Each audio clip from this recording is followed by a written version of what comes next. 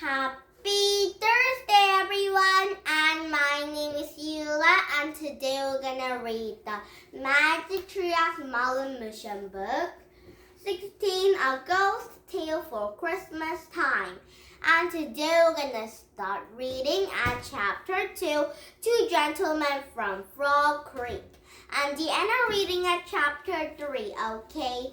And now, before you look at my YouTube, please thumbs up in my YouTube. And now, already read this one book with a lot of stories. And now, here we go. And first, you can read is the Magic Dress Merlin Mission Book, 16 A Ghost Tale for Christmas Time. Chapter 2, Two Gentlemen from Frog Creek. Jack and Annie are both dressed in the brown and green velvet jackets and dark pants. They wore loose wool caps and shiny new boots. Jack's backpack has become a green velvet bag with the black buckle. Fancy clothes, said Jack. Well, at last I'm not wearing the giant skirt like I wore in Benya, said Annie. Yeah, these boots are all full of holes, like boots we wore on Island, said Jack. So where did we land? Said Annie. She and Jack looked out the window. The treehouse has landed in the row of big trees. Beyond the trees was a grassy park with a garden and pathways. Bordering the park was a busy road full with the horse-drawn carriages. Autumn sunlight shone on the rooftops, towers, and church steeples. Black smoke rose up from hundreds of chimneys. London looks great, said Annie. Let's start and look for the Charles Dickens. Wait, I will check the book first, said Jack. Jack looked in the index of their book and found Charles Dickens. He turned to the page with a photograph of a handsome man with the wavy brown hair with the huge eyes. Jack read. Charles Dickens was born in England in 1812. It's one of the most famous writers of the time. Of all the time? Said Annie. Wow, he shouldn't be hard to find.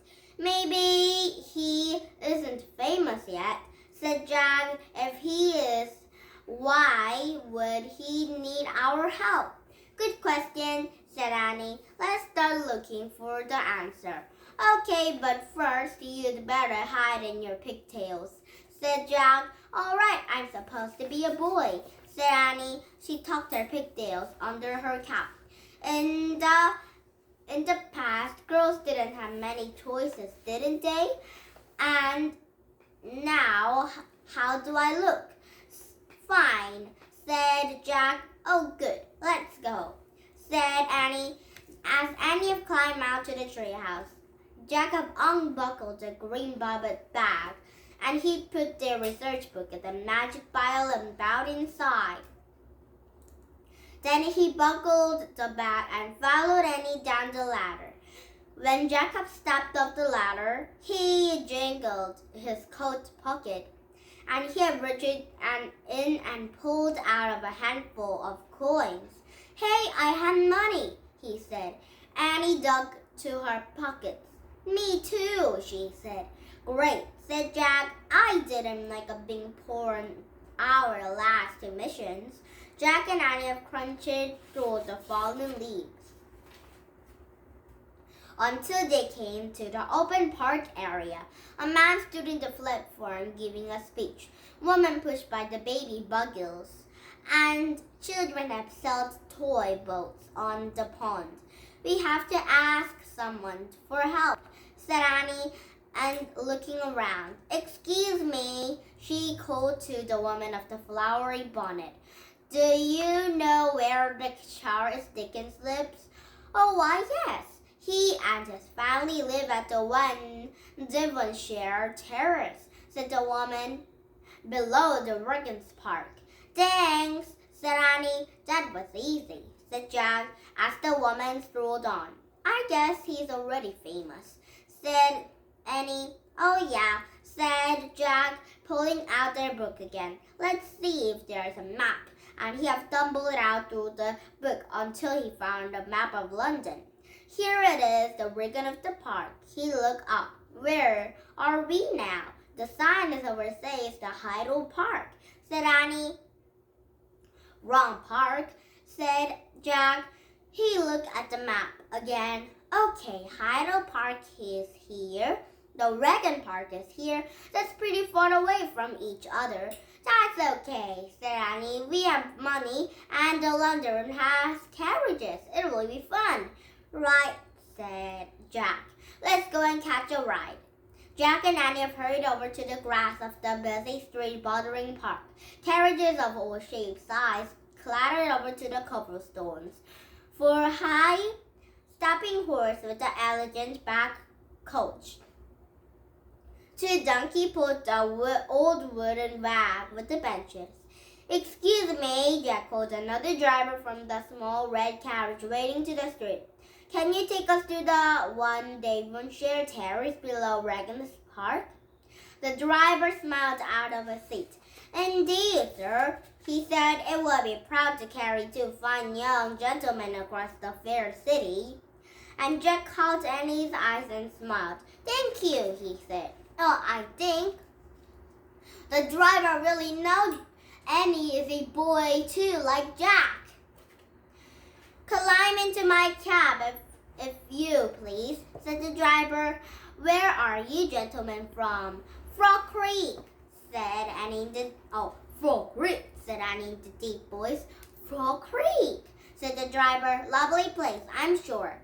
And then he had flicked of the reins, and the fat little horse started clumping to the cobblestone street in the cool autumn air, and the red cap clattered by the toy shops, bookmakers, and hatmakers. The cab passed brick mansions with the garden with the alternate buildings with the cherub towers. This is a beautiful city, said Annie. Yeah, said Jack. He pulled out their book and turned to the beginning. The first of the pages showed the portrait of the plum and faces woman into the red rock, and she wore the crown on her head. The bickering area of the England had begun when the Queen Victoria came to the throne of 1837. She ruled from the rest of the century and helped her country become a powerful and war empire. Wow, said Annie. She tucked her head out of the window of a cab and called up the driver. Excuse me, sir, where is the Queen today? I believe she's on the holiday with the Prince Albert, said the driver. How long has she been Queen? How long has she been a queen? Asked Annie. Let's see. She was crowned of the move into the Buckingham Palace 6 years ago. The driver says. Thanks, said Annie. She sat back her seat. I love this time with the history in the Queen and Prince and the palace. Yep, said Jack. He read on. During the reign of the Queen Victoria, England told a pardon note of the Illustrated Revolution, and people no longer did work manly of the farms. An imitation of the machines have led to the work in the factories and mines. They have many people became very wealthy, and Jack had glanced out of the window. The people on the sidewalks did look wealthy. The women and the girls dressed in ruffles and ribbons strolled in and out of the England shops. The boys are frilly into the white skirts and the robe of the top hats and suits. Jack read on. But while many people have rich and Victorian England, more than have worked to the terrible conditions, and even the young children worked at the factories and mines. The rich or poor lived into the by side to side, but when they lived by this different words, while of the rich feasted to the grand mansions of poor have often died young of hunger and disease. Wow, said Annie, maybe. I don't love this time as much as I thought. The horse with the cap just like ahead. And here we are, the driver called, of a Devonshire terrace. And Jacob closed their book and looked up. The cab had started off the front high of the brick wall on iron gate. Jack and Annie have stepped on the sidewalk, and the driver climbed up the perch. How much would you? Said Jack. 1 shilling, if you please, sir, said the driver. And Jacob reached out of his pocket and took it out a large coin. He had no idea how much they were worth, but he gave it to the driver. I hope this is enough, he said. And the man's eyes grew wide. Wow, good heaven, I should say this. Thank you, gentlemen. Thank you, thank you. My children, thank you. All good, hard-working to the people were. Thank you. Shall I come pick you up later? Sorry, but we don't know how long we'll be here, said Jack. Well, perhaps I'll pass by this way now and again, said the driver. If I see you, I shall certainly stop. I always pleased to carry such fine young gentlemen. And the man had bowed. And then he had climbed back to the bench. Good day, good sirs, he called, tripping his hat. As the horse cab clattered away, Jack looked at the Annies.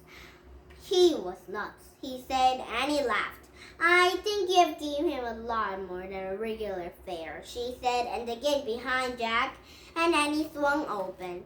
The 3 small children bowed to the sidewalk, with 2 girls and the collie round-faced boy. A woman with the baby followed them out. Mary Kay, Charlie, wait for me. Hurry, mother, yelled the little boy. You wait for me, Charlie Dickens, the young mother called. She cut off the children, and they all vanished around the corner. Charlie Dickens, said Annie. I said Jack, stunned. Now it's chapter 3, Rich to Rags, and tomorrow we're going to start reading at chapter 3, Rich to Rags, and then I'm reading at chapter 4 or 5, okay? And now, do you have fun? U.S. English Country, we come back with 70s book, but not this story because it might be a new chapter to read, okay? And now, bye-bye everybody, and if you didn't subscribe my YouTube before you look at my YouTube, then please subscribe my YouTube now. And now, bye-bye everybody, and have a nice day. Bye!